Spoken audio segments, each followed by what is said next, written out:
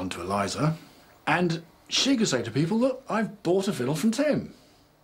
She performed with it later that day on stage at Newtown, and that was the first time that one of my fiddles had been on stage being used. That was really thrilling. So that's how it happened, and after that then she bought a number of other ones and has used them ever since. I have this one, I have a round-bodied one which has no corners on it, and I also have an octave violin, which is like a violin but an octave below.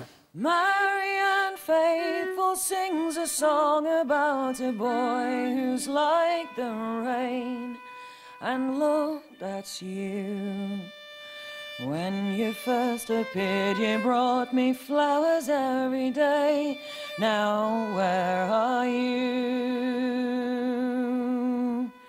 No one's saying that... The style of violins these days is very much as it was in Stradd's time, which is 4 corners, traditional scroll, brown.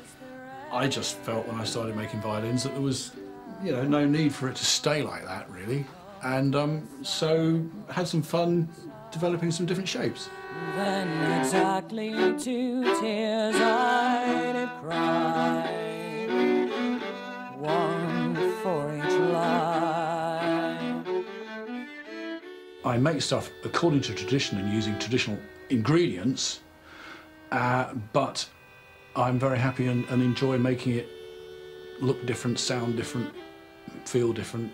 I suppose, in a way, perhaps that Eliza does with her music. And she'll take tradition and she will use it and modify it in a way that she feels is interesting, but she's always honest to the tradition within that. See you in the mirror, you are laughing at your looks. They take up your time, right, honey, you. Life sings funny songs and will caress your golden head, and I did too. You can curse me for the fool that I am still. Oh, where are you? It feels as though you will.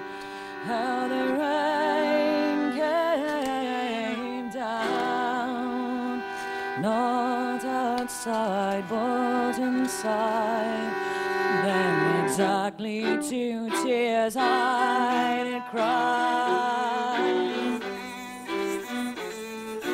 How the rain came down, not outside but inside.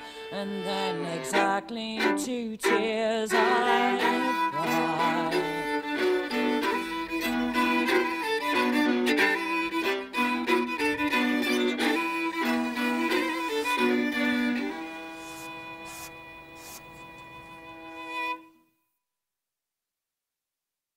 One night, sad and languid, I went to my... Like all musicians, Eliza Carthy spends the majority of her time on the road. She does this really funny thing. She's always done it, of getting to a hotel room and you'd be in the Travelodge one night and then you'd be in the, you know, whatever it is, on the motorway the next night.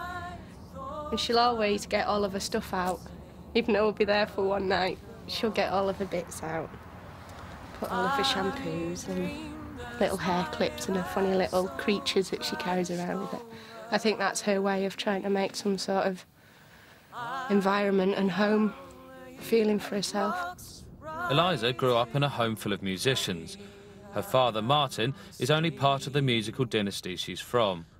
Norma, her mother, is one of the pioneers of English traditional music.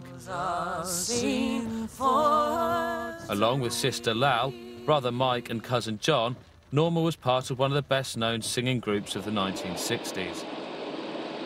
They sing in folk clubs all over the country. They travel around in an old van. They positively shun the limelight. These are the Watersons, a very important part of the revival of traditional British music. We had never, ever intended that that should be our career, really. We just fell into it. It was a complete accident. Mostly, that was our hobby. Mostly, that was our love, and we just wanted to learn about this wonderful music that was ours and teach it to other people. Singing's always been fun.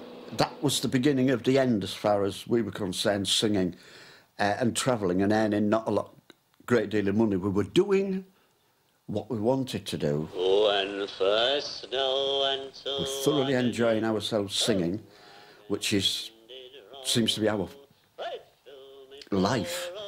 The Watersons were perhaps the premier a cappella vocal group of the folk revival. Sing, whoa, lads, sing, whoa, drive on, who wouldn't be for all the world in Yoli wagon? The three Waterson children were orphans, and they were from a gypsy background, and they lived up in sort of Yorkshire, Kingston upon Hull, that way. And they just had this great fund of songs that they sang in these beautiful sort of chiming harmonies. The one thing that the Watersons are, above all else, is they're intuitive musicians. And if you learn intuition in music, then you can sing with the Watersons. I remember feeling that the very first time I heard the three of them sing. I went up to Hull to sing, and that's when I first met Norma.